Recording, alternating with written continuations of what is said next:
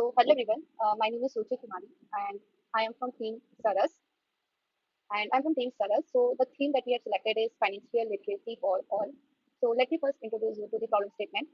So we all know that financial literacy is very important in the 21st century, and we wanted to give everyone an opportunity to explore the different ways they can spend their money through the user-friendly environment, which will also show them the harsh financial realities that many face when they are not cautious with their money.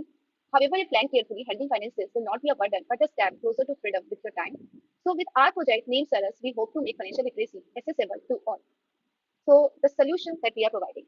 So, we have decided to build an online board game which provides user with practical financial education through gamification, making learning about budgeting, saving, investing, debt management, and retirement planning engaging and enjoyable. We all know that how challenging it can be for individuals, especially children and elders, to grasp complex financial concepts. Our platform uses storytelling as a tool to simplify these concepts, because our solution equips users with the knowledge and skills they need to make informed financial decisions. So this is a flowchart of our game, and it will help you to understand how our game will work. So I will introduce you to this flowchart via this Figma link.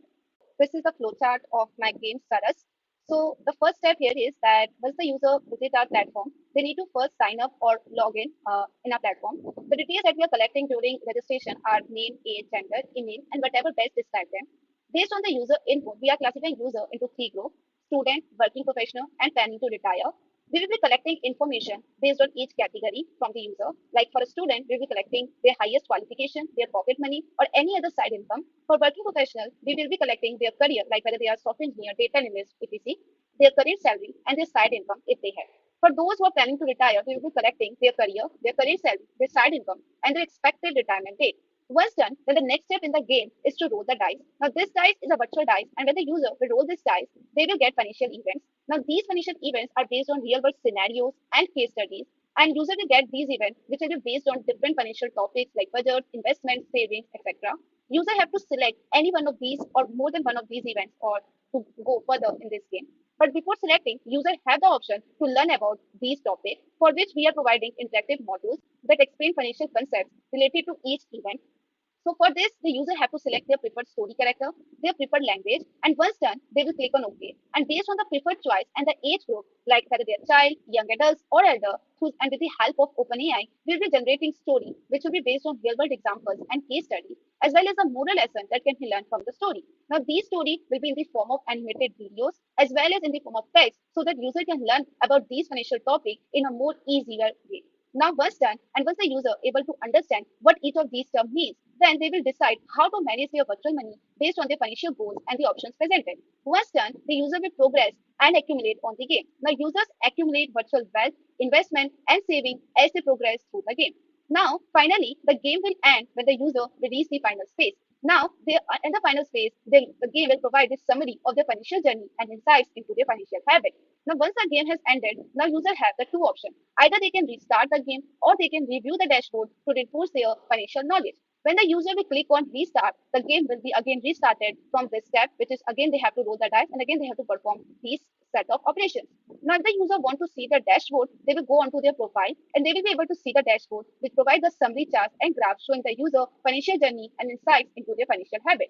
Now, in case of user who are planning to retire, dashboard will also show balance at the time of retirement, annual stipend after the retirement, and monthly as well. They can also see 1 year later as well as 1 year before retirement data.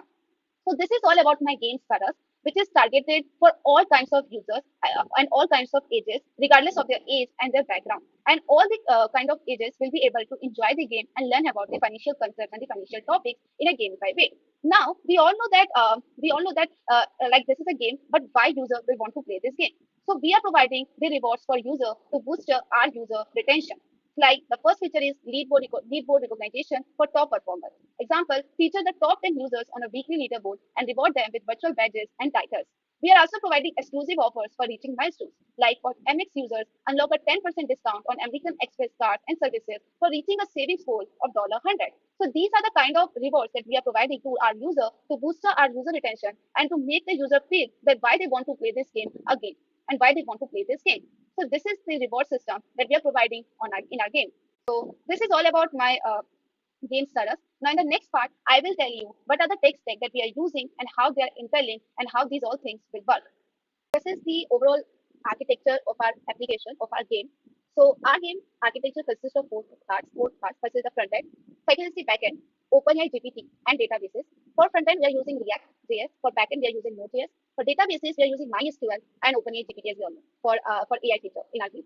So how the things are working in our game. So the first thing is that once the user visit a platform, they register, then they will log in. Now, when the game will start, our front-end server will send a request to the back-end server to retrieve permission events and rated stories based on the user category. The backend, which is built using Node.js, will do these things. Firstly, authentication and validation, interaction with databases, requests to OpenAI GPT, and response handling. Backend, based on the input from the front end, will send requests to the database server to retrieve permission events and game progress for each user.